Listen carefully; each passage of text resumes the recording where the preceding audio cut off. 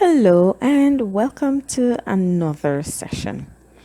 Today we are going to be looking at the topic of active and passive voice.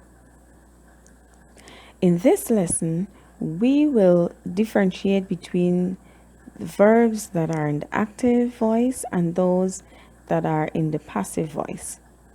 We will differentiate between those two. And at the end, we're going to work exercises. Just after we work examples, you're going to work exercises changing the verbs from passive to active or from active to passive voice. As you know, verbs are generally action words, but they also can express or be expressed in different voices. It becomes necessary from time to time for you to change the perspective or the focus of your sentence from the performer to the receiver, or from active to passive in terms of the viewpoint. And this is where voices become necessary. Also, when reconstructing sentences, this skill in the knowledge of voices become also very relevant. Now, there are two types of voices. We have the active voice and we have the passive voice. Those two are usually taken in their literal context, as in active and passive.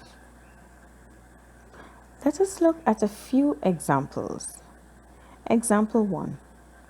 The surgeon examined his patients. In this sentence, the verb examined is in the active voice because the subject performed the action. Next, the patients were examined by the surgeon. In this sentence, the verb examined is in the passive voice because the subject received the action. Or we can say that the action was done to the subject. Let us look at another example. Example 2. The first sentence, Anjali will buy 2 watermelons. This sentence, of course, is written in the active voice. Sentence number 2. 2 watermelons will be bought by Anjali. And of course, it is obvious that this sentence is written in the passive voice. The verb is in the passive voice. In sentence 1, Anjali, the subject, will perform the action being will buy. And in sentence 2, 2 watermelons, being the subject, will receive the action. Okay, let's allow that to sink in a little bit. Ponder upon it. You can reread it if you'd like. Okay, let's move on to example number 3. 1. The rat eats the cheese. 2. The cheese is being eaten by the rat. And if you look at these sentences closely, just as we did the others, the subjects and the verbs are being interchanged to show the difference between the use of the active voice and the passive voice. Now, there are a few points that must be noted. They're very important, so pay attention.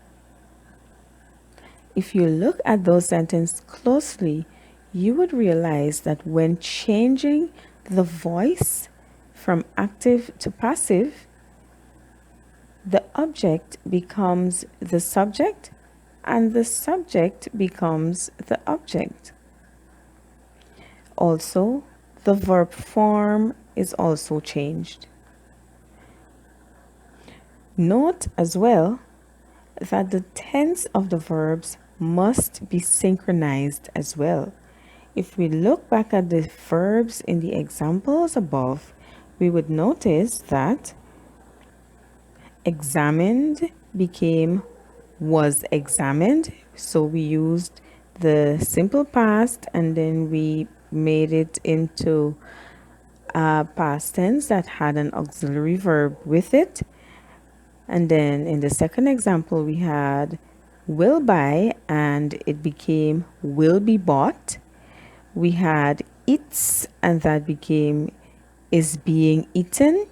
Now, these are all verb tenses. If you need to brush up, you can always check for another video or do some personal research. Also, you can always send a comment in the comment box and I'll be sure to help you along. Okay, so now it's time for you to show me what you have learned. And so here are some exercises for you to do. First, you're going to change the voice of the verb from active to passive. You can read what's on the screen, but of course, I like to keep it nice and easy, and so I'm going to help you to read it. Sentence 1. The children played many games. 2. Someone should warn the youths. 3. Mother was preparing an indigenous meal. And 4. COVID-19 claimed a lot of lives. Remember, we are changing the voice of the verbs from active to passive. Now, we're going to change the voice of the verbs from passive to active. Sentence 1. The package can be opened by anyone. 2. The due taxes were collected by the Revenue Authority. 3. The bus had been repaired by the mechanic. 4. Masks and gloves are being worn by all citizens. And there you have it. I hope you've learned something. Hope you've learned a lot. Goodbye for now.